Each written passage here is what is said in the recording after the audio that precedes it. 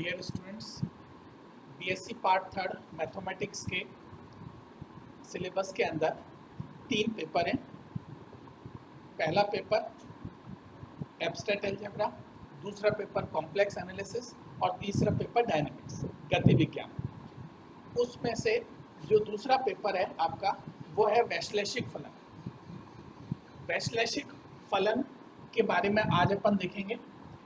वैश्लेषिक फलन का एक टॉपिक है, कॉम्प्लेक्स एनालिसिस का एक टॉपिक है वैश्लेषिक फलन। उसको आज अपन देखेंगे। बीएससी पार्ट थर्ड के अंदर सेकंड पेपर है ये।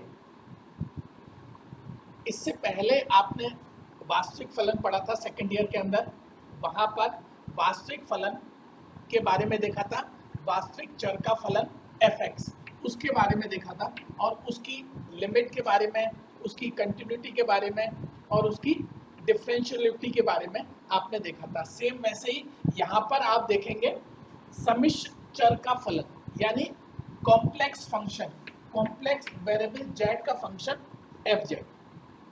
इसकी कॉम्प्लेक्स वेरिएबल z के फंक्शन fz की लिमिट के बारे में पढ़ेंगे, उसकी कंटिन्यूटी के बारे में पढ़ेंगे, उसकी डिफरेंशियबिलिटी के बारे में पढ़ेंगे। बिल्कुल वैसे ही है जैसे आपने रियल एनालिसिस के अंदर पढ़ा था, सेम वैसे ही अब आप कॉम्प्लेक्स एनालिसिस के अंदर कॉम्प्लेक्स फंक्शंस के बारे में पढ़ेंगे। सबसे पहले अपन देखते हैं सम्मिश्र चर का फलन, कॉम्प्लेक्स वेरिएबल z का फंक्शन fz। इसकी क्या डेफिनेशन है?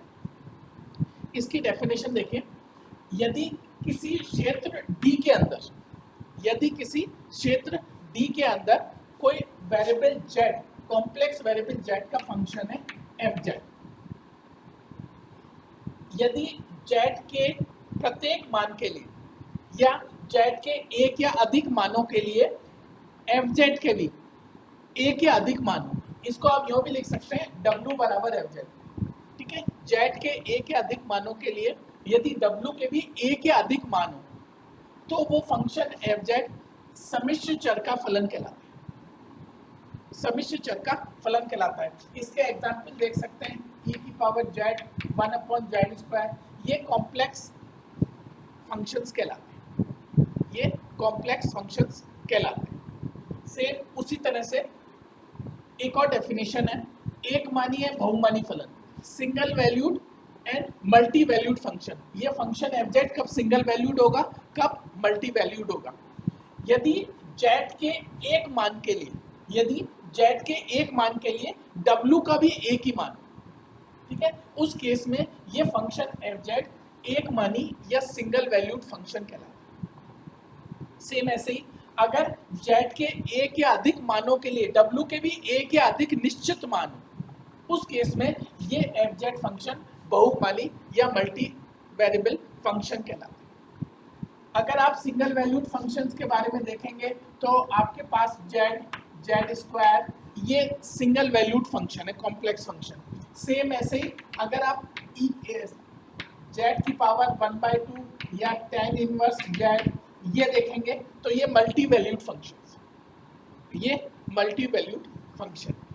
सेम इसी तरह से और देखिए, एक और डेफिनेशन है सम्मिश्र चर का फलन, इसका पाथ क्या होगा? कॉम्प्लेक्स वेरिएबल z का जो फंक्शन है fz, उसका पाथ क्या होगा? इससे पहले जब आपने रियल एनालिसिस पढ़ा था तब आपने रियल वेरिएबल x का फंक्शन fx पढ़ा था।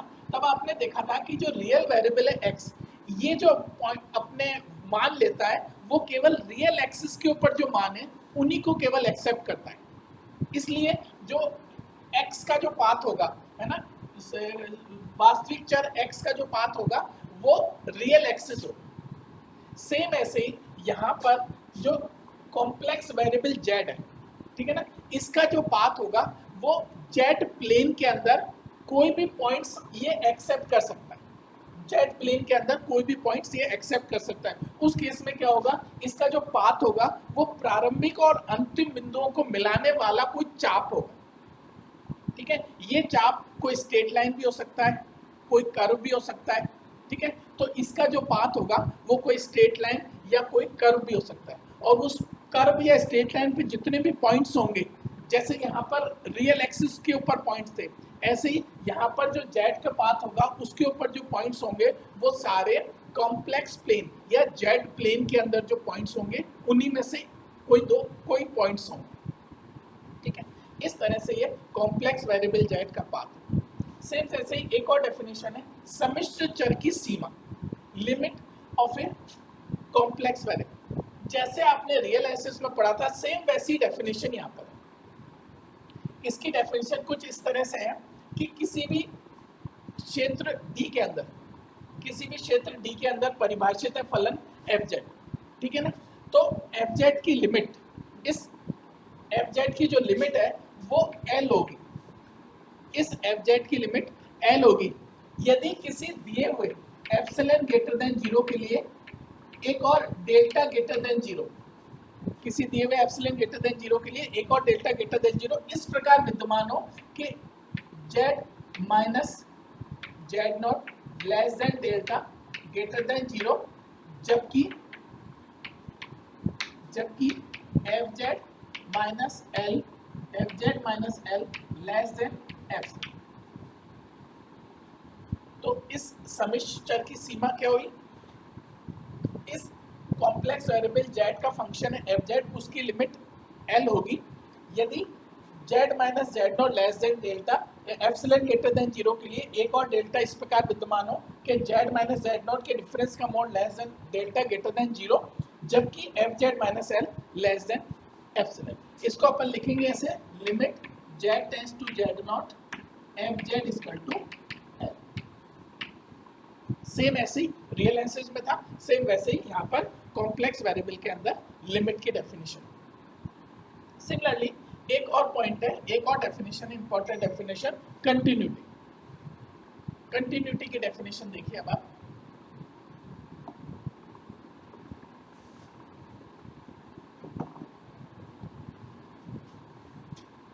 किसी दिए हुए क्षेत्र D में, कंटिन्यूटी डेफिनेशन है किसी दिए हुए क्षेत्र D के अंदर कोई फलन fz, किसी दिए हुए क्षेत्र कॉम्प्लेक्स प्लेन, उसको अपन D कह रहे हैं, कॉम्प्लेक्स प्लेन या किसी दिए हुए क्षेत्र D के अंदर कोई फलन fz, ठीक है ना, कंटिन्यूअस होगा, कोई फलन fz कंटिन्यूअस होगा यदि z के z0 के अग्रसर होने पर, z के z0 के अग्रसर होने पर किसी दिए हुए एप्सिलॉन ग्रेटर देन 0 के लिए एक और डेल्टा ग्रेटर देन 0 इस प्रकार से विद्यमान हो कि z minus Z naught less than delta, जबकि F Z minus F Z naught less than F. दोबारा देखिए कंटिन्यूटी की डेफिनेशन, किसी दिए हुए क्षेत्र D के अंदर कोई फलन एफ जेड कंटिन्यूअस होगा यदि z के z0 की ओर अग्रसर होने पर एप्सिलॉन ग्रेटर देन 0 इस प्रकार विद्यमान हो कि such that delta greater than 0 दोनों के डिफरेंस का मॉड लेस देन डेल्टा, जबकि F Z minus F Z naught less than f. इसको अपन लिखेंगे ऐसे limit z tends to z naught f z equal to f Z.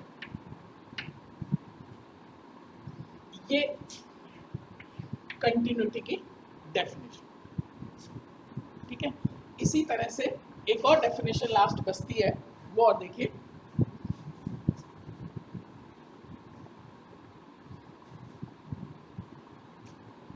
Differentiability. एक चीज और, अगर कोई फंक्शन किसी पॉइंट पे कंटिन्यूअस नहीं है तो वो असातत्य बिंदु कहलाता है, डिसकंटिन्यूअस पॉइंट, ठीक है ना। सेम ऐसे ही है अवकलनीयता की डेफिनेशन। इसकी डेफिनेशन देखिए कि कोई फलन fz किसी दिए हुए बिंदु z0 पर, किसी दिए हुए बिंदु z0 पर अवकलनीय कहलाएगा यदि z से z0 की तरफ, z z0 से किसी भी पाथ से जाए, z z0 की तरफ किसी भी पाथ से जाए, हमेशा limit del z tends to 0 f z plus del z minus F z upon del z, इसके लिमिट का मान हमेशा सेम है, तब function f z z naught point पर डिफरेंशिएबल कहलाता है, ठीक है। दोबारा देखिए, किसी दिए हुए क्षेत्र में कोई कॉम्प्लेक्स वेरिएबल जेड का फंक्शन है एफ जेड, ये F z z naught point पर डिफरेंशिएबल कहलाएगा यदि जेड के जेड नॉट की ओर किसी भी पाथ से अग्रसर होने पर एक मान है f z plus del z minus F z upon del z के लिमिट का मान हमेशा सेम आए, उस केस में ये function f z z naught point पर डिफरेंशिएबल कहलाएगा। इसको अपन इस रूप में भी लिख सकते हैं, और ये डिफरेंशिएबिलिटी का जो क्वेश्चन है वो एफ डैश जो एफ डैश जेड यानी जेड नॉट पॉइंट पर फंक्शन का डेरिवेटिव वो किसके बराबर आ जाएगा, limit z tends to z naught f Z minus F Z naught upon z minus z. ये फंक्शन के डिफरेंशिएबिलिटी की डेफिनेशन है। F dash z naught is equal to limit z tends to z naught f Z minus F Z naught upon z minus Z not, यानी Z के Z not की ओर किसी भी path से अग्रसर होने पर फंक्शन के डेरिवेटिव का मान सेम आए। अगर जेड के जेड नॉट की ओर किसी अलग अलग पाथ से जाने पर इसके लिमिट का मान अलग अलग आता है तो फंक्शन जेड नॉट पॉइंट पर डिफरेंशिएबल नहीं कहलाएगा। वो जो पॉइंट होगा वो सिंगुलर पॉइंट कहलाएगा। जिस पॉइंट पर फंक्शन डिफरेंशिएबल नहीं होगा वो पॉइंट सिंगुलर पॉइंट कहलाएगा। ये फंक्शन के डेरिवेटिव की डेफिनेशन। ठीक है, आज इतना ही देखेंगे, कल नेक्स्ट और आगे देखेंगे।